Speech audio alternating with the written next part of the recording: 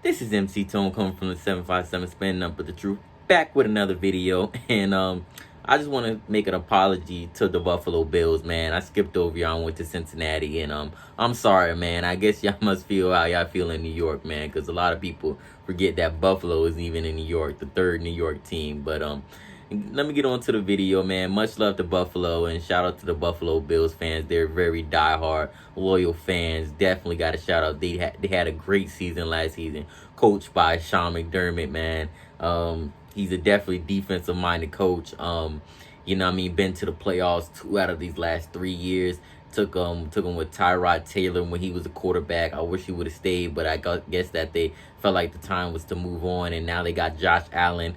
He had a bounce back season from his rookie year. Rough rookie season, but hey, man, it was definitely some learning curves to me. But he definitely showed he belongs in this league, man, and carried his team to the playoffs. And I think Sean McDermott is definitely a great head coach, one of the best head coaches, very defensive minded head coaches, and his team you can reflect that off of him and how his team plays, man. Let me get to the video, man. Buffalo Bills, I think they had a decent draft. AJ Espinosa, I think he was a great draft. He didn't show off on a combine a lot. He didn't have a great combine. I think that's why he fell out of the first round, but he's definitely a strong edge rusher, and I think he's going to fit right in with that Buffalo system, playing with Ed Oliver in the middle and Trey Edmonds coming off that edge, and man, and they have some boys in that defense, man. The Buffalo have some game changers. They got Tre'Davious White, who to me, you can argue that he's the best cornerback behind the Patriots, behind Gilmore, but that's the argument made. But Tre'Davious White is definitely one of the best lockdown cover corners in this league. And they picked up Zach Ross, the running back out of Utah. I thought that was a good to help back up David Singletary, who had a solid year last year with him and Frank Gore. Gabriel Davis out of UCF. He's definitely a good to help stretch down the field, man. He's all right. I just want to see what he does. He's a good, decent wide receiver, especially coming off the 4th round. Jake Fromm, add depth at the quarterback position. I don't think he's going to challenge Josh Allen right now, but I think they're just making sure, especially that the seasons are now going to get longer. I definitely think you need at least a solid quarterback backing up your starter, and you got Isaiah Hodgins, another wide receiver, man, out of I think.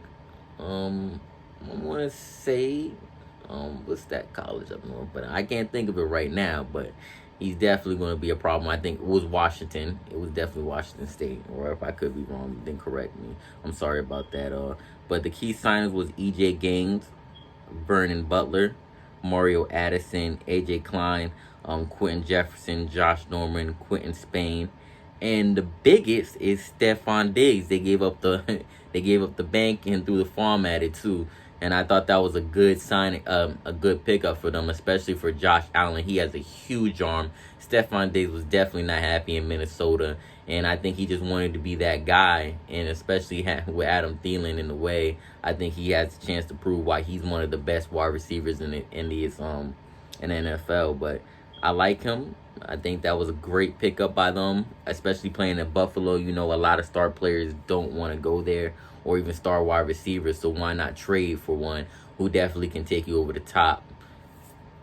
Their defense, like I said, is monster. They finished at least top 10 in every major statistical category. 12th in sacks, 8th in interceptions. They were 17th in turnovers, with 2nd in points, 3rd in yards.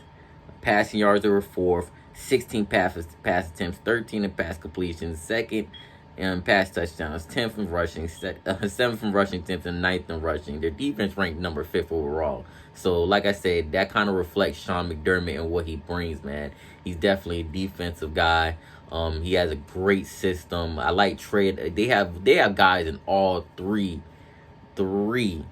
levels of the football and defense, man. And Ed Oliver definitely proved why he should have been the #1 overall pick. I remember there were arguments that he should have been the #1 overall pick, but Ed Oliver definitely has improved. The charges were dropped against him early this season, so hopefully he doesn't face no NFL suspension from the league. But that defense is coming back. It's coming back stronger.